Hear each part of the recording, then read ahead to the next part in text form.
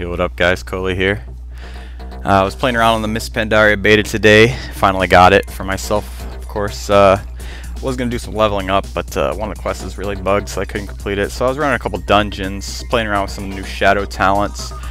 Figured I'd fraps this Jade Temple dungeon here real quick. Basically just ran through it real quick with a pug.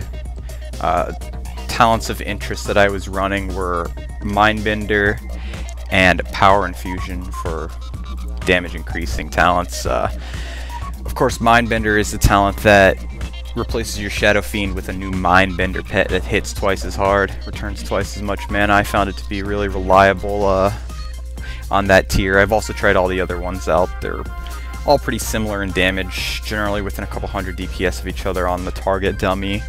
But I really like the Mindbender one the best because it was just fire and forget. You're using Shadow Fiend already. This doesn't give you anything extra to do. You just fire your Shadow Fiend on cooldown like you normally would, and it's bigger, faster, better, stronger. You know how it goes. So I got that, and I've got Power Infusion on the other DPS tier, the one with Twist of Fate and Divine Insight. I like Divine Insight. It gives you some procs Shadow or Death that activated as if the target's below 20% health, but like the Mind Spike rotations, good damage, but not really above or below the other talents you can choose. More fight dependent, really, and I just really wasn't too keen on the proc-based talents. So I tried them all out, though. They were all pretty good. So yeah, that's this. I'll pop in periodically and tell you what's going on with the bosses and such.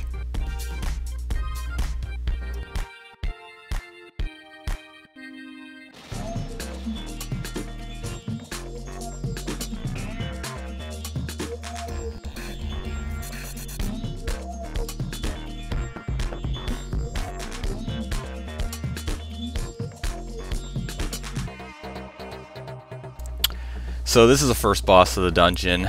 It's pretty easy, pretty straightforward. Basically, you start to fight, he pops up a bubble around himself, you can't really damage him. The only thing you really need to know is avoid the water. As you can see, sometimes water lights up and it'll splash, boom, that does big damage. Hanging out in the water is not a good idea, it does damage. Pretty much you just have to kill these ads, wave of ads, you kill one, some little ads pop out, don't stand in the crap they leave behind, blah blah, same old stuff. That one looked to have bugged out, he didn't actually spawn any ads, does that sometimes. Basically you're just going to do this, kill ads, boom boom boom, then the boss is going to become active and he's going to start shooting a water turret. Here you'll see what happens if you stand in this splash when it goes up, you take about 17k damage, whatever. So yeah, kill these ads till phase 2. Phase 2 comes around, he starts turreting water like I was saying, and he just, boom, goes around clockwise in a circle, and you just have to run around. Like that center platform works really well because you want to stay close to him. Of course, the closer you are, the less distance you have to go to get out of his conal effect. Anyway, run around him, stop casts, use lots of instants, and boom boom, he dies pretty well. Nothing special to this fight, to be honest.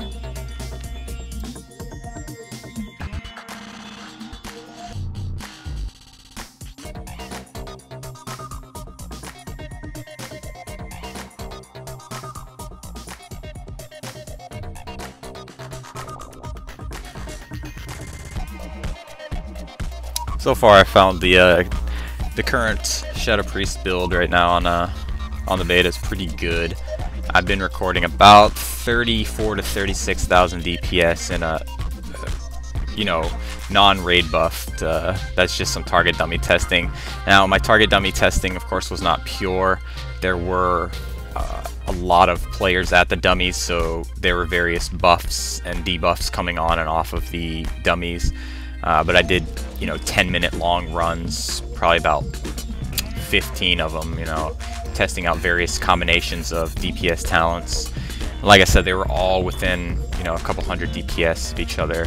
As I started to get smoother with the rotations of each talent setup, I started to increase my damage a little more. I started at around 34k, took it up to about 36k, and Yeah, it wasn't too bad. That was on an 85 dummy. I was using Cunning of the Cruel, and there was 3 dummies all in range, so, you know, I was periodically shooting Shadow Bolts at 3 targets, so, you know, it skews it a little, but we're just getting a range here. Was running full best in slot tier 13 Shadow Priest gear, you know, all boom, legendary, cunning, everything decked out.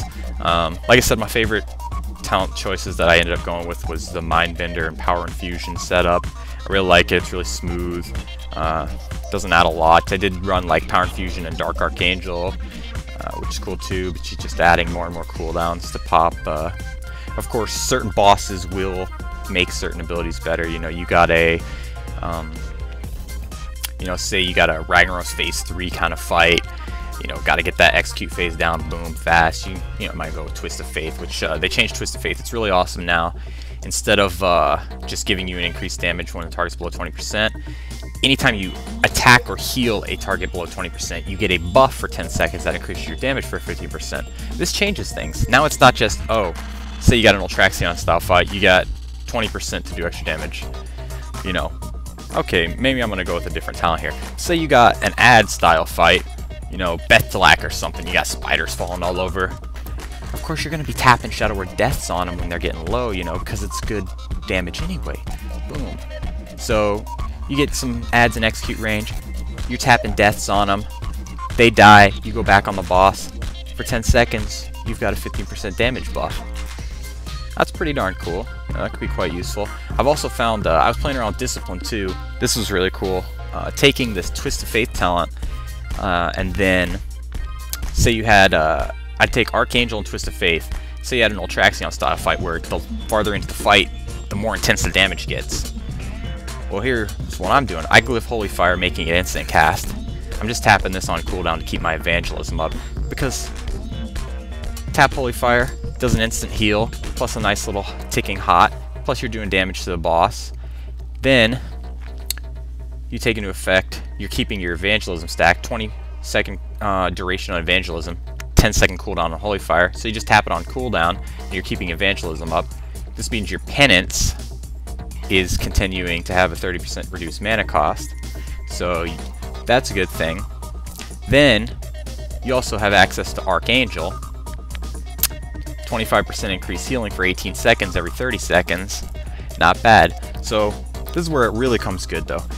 Now, like I said, Twist of Faith, you damage or heal a target below 20%, you gain this 15% increased damage and healing buff for 10 seconds. So you get to execute phase on Ultraxion, 20%, you tap that Holy Fire, you just got a 15% healing buff. You Holy Fire on cooldown, you keep the buff up the entire execute phase. You pop Archangel, you got 25 more percent. I mean, you're just boom. You know, there's going to be some pretty cool stuff. I'm really liking this talent system. I think it's going to be great fun, lots of versatility, but there's no like wrong choice. Like, I could pick any of these talents and, you know, there's maybe something in a specific fight that might make one better than the other, but not like dramatically better, you know? Not like game-breakingly, you take this talent every time, it's the only way to go. I mean, it's pretty cool. I think they're doing a pretty good job with it so far. So I'll keep you guys updated on, you know, my thoughts as we go along here. Looks like we're at the second boss now. This boss, he has different... This is one of those kind of bosses where each time you come here, you could get a different thing. I've only encountered 2 different variants of the fight. I don't know if there's more, but there's this one with these little stars, and there's another one with these 2 ads where as you damage one, he, you know, builds up a stack and eventually it becomes immune to damage or whatever. And if you try to damage them both at the same time, you know, just they deal more damage to you. So it was a fun fight. This one, I really don't know the mechanics, to be honest. I dotted all these stars up, and then a bunch of ads came out, and I dotted those things up. This first phase is really lame, you know. A bunch of ads. You know, I'm over here mind searing, Shadow Bolt volley, boom, big damage. Once that ends, of course, then there's an actual boss to hit, but he really doesn't do jack either. I mean, granted, guys, this is normal mode. I'm level 85. I'm sure the heroic versions of these fights, you know, be pretty tough at the beginning of the expansion, you know. But so these guys run in, they charge this guy up. Boom. You fight him. I pretty much just blew my cooldowns right here. Pop Power Infusion, pop my Mindbender. Went right to town on him. My rotation right now that I found that works really good is, you know, say you're starting a fresh fight, you got no Shadow Orbs, you know, let's just say that for whatever. Now I'm going to come up, Shadow Word Pain. It does instant damage like Devouring Plague used to, and then it also ticks. I'll start with that because it gives an orb, and it's better than VT. VT got nerfed, it doesn't really do a lot of damage. Now your main reason to put it up is, well, I mean, it still does damage, so you want to have it on, but it returns your mana. That's how you get your mana back. There's no more Masochism, you know. So that's your primary mana region is Vampiric Touch. But I'll generally go in, throw a Shadow Word Pain, throw a Mind Blast. Those, you know, are high damage, plus they both give orbs. Then I'll put my VT up, because, you know, I've spent a little mana now. Let's get that up and start getting some mana. You know, then I'll, so pretty much Pain, Mind Blast, VT, throw my Shadow Fiend, Power Infuse myself, and start going to town.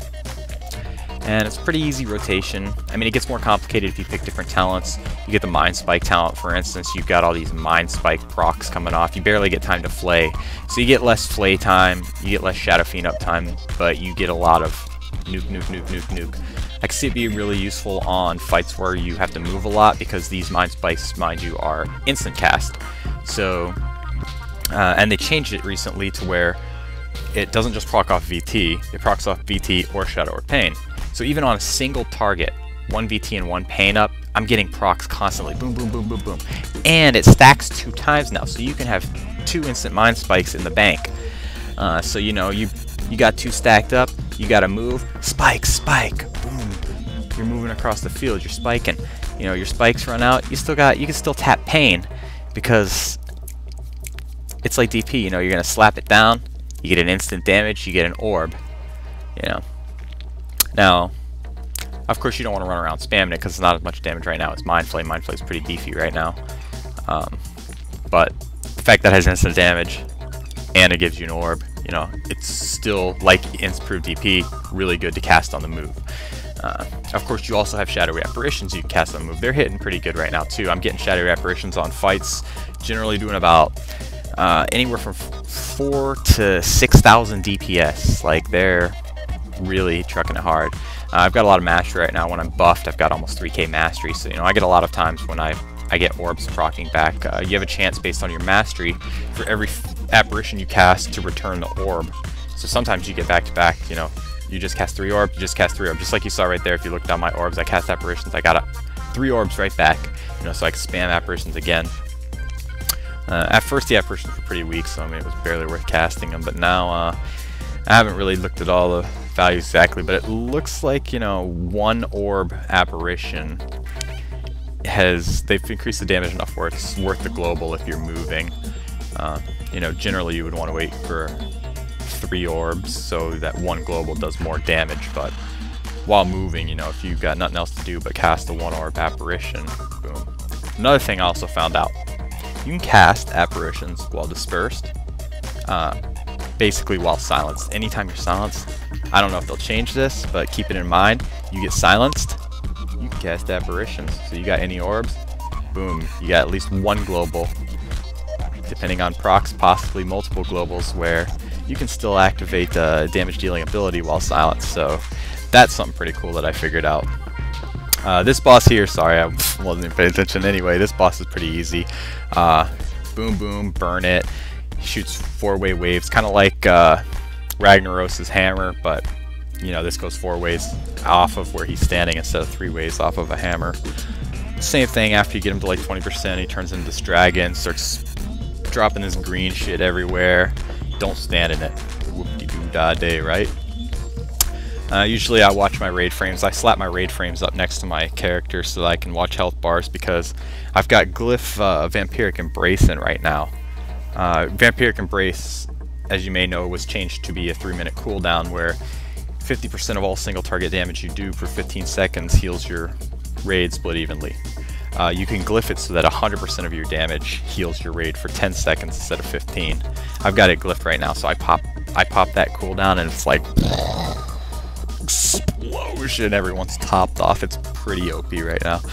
I mean, Vampiric Embrace in general is pretty OP. I mean, some bosses like Ultraxion, you know, when we solo healed 25 heroic to get speed kills, man, I'm doing like 7k HPS, you know, with Vampiric Embrace. So you don't have the full-time rolling heals anymore from a Shadow Priest, but you have a cooldown that, you know, can really beef up healers.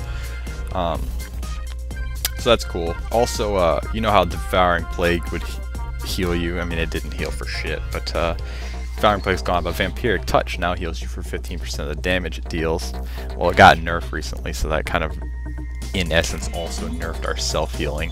They did put a glyph in that increases the healing it does by 10%, so glyph that heals you for 25% of the damage done, which is, you know, really good. I always like this as Shadow Priest, you know. We're pretty resilient.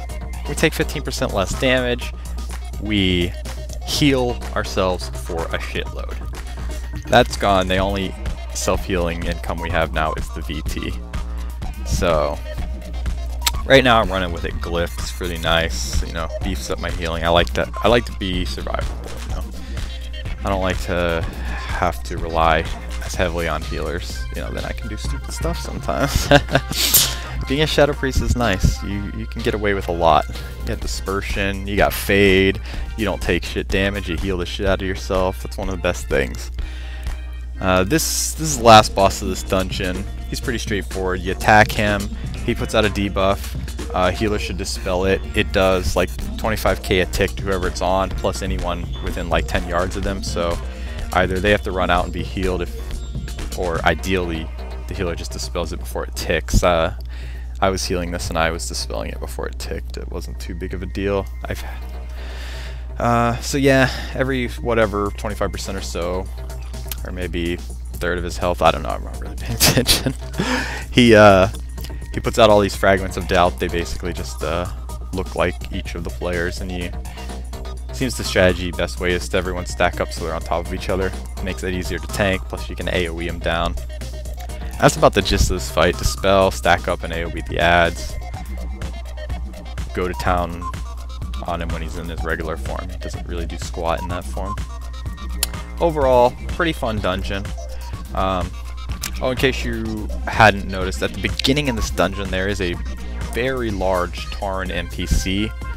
He will sell you the newly implemented glyphs that they put in, which the one for your Vampiric Touch, Vampiric Embrace, Shadowy Apparitions, and Mind Flay. So if you don't have those and you've been boggling your mind trying to figure out where to get them, that's where you get them.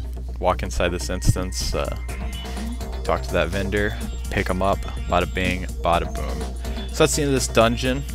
Pretty cool. If you have any questions or whatever, leave comments. I mean, this wasn't really supposed to be a guide video or anything. It's just kind of me giving my thoughts on Shadow Priest currently, showing you the dungeon. You can check out what I've been doing. Normally I would do things a lot differently. I don't like default UI, but